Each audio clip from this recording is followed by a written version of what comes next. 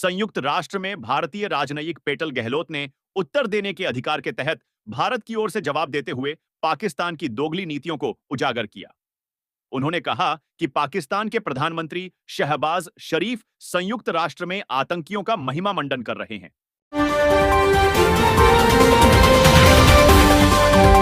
भारत का मिग-21 26 सितंबर को रिटायर हो गया। मिग-21 भारतीय सेना में कब शामिल हुआ? इसकी खासियत क्या है? आइए जानते हैं। अपने ओडिशा दौरे के दौरान प्रधानमंत्री नरेंद्र मोदी कई बड़ी विकास परियोजनाओं की सौगात देंगे।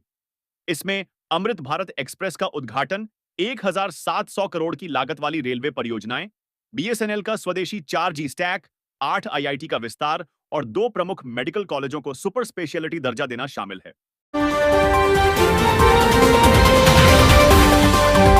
विदेश मंत्री डॉक्टर एस जयशंकर ने न्यूयॉर्क में ब्रिक्स विदेश मंत्रियों की बैठक में वैश्विक चुनौतियों और बहुपक्षीय सहयोग की अहमियत पर भी जोर दिया। उन्होंने कहा कि भारत की अध्यक्षता में संगठन शांति, सतत विकास और वैश्विक व्यापार प्रणाली की रक्षा पर केंद्रित रहेगा।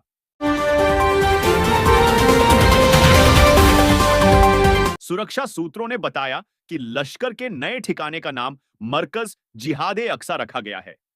इस केंद्र का निर्माण कार्य जुलाई में शुरू हुआ। तस्वीरों से पता चलता है कि यहां मजदूरों की आवाजाही लगातार हो रही है। भवन का पहला तल बनाने का काम जारी है। निशंका ने भारत के खिलाफ शानदार प्रदर्शन करते हुए 107 रनों की दमदार पारी खेली। उन्होंने 52 गेंदों में अपने टी20 अंतरराष्ट्रीय करियर और मौजूदा एशिया कप का पहला शतक जड़ा।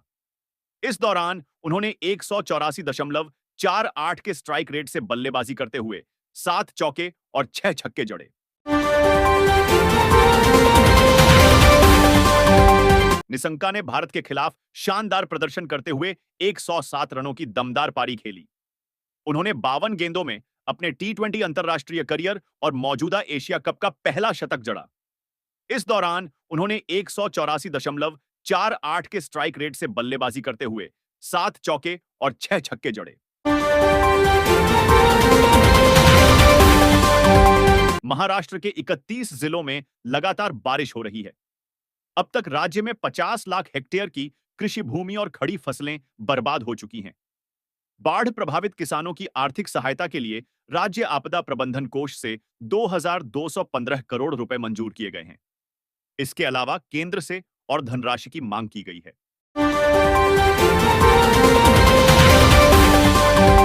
देश की राजधानी दिल्ली से लगभग 2600 किलोमीटर दूर और मिजोरम की राजधानी आइजोल से करीब 190 किलोमीटर दूर भारत म्यांमार बॉर्डर पर तैनात ये वीरांगनाएं उच्च शिक्षा प्राप्त हैं।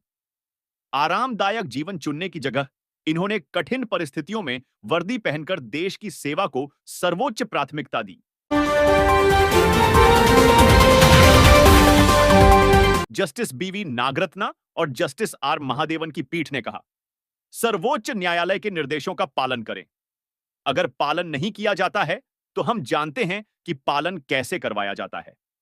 हम न्यायालय की अवमानना अधिनियम के तहत आरोप तय करेंगे और उसके परिणाम भुगतने होंगे।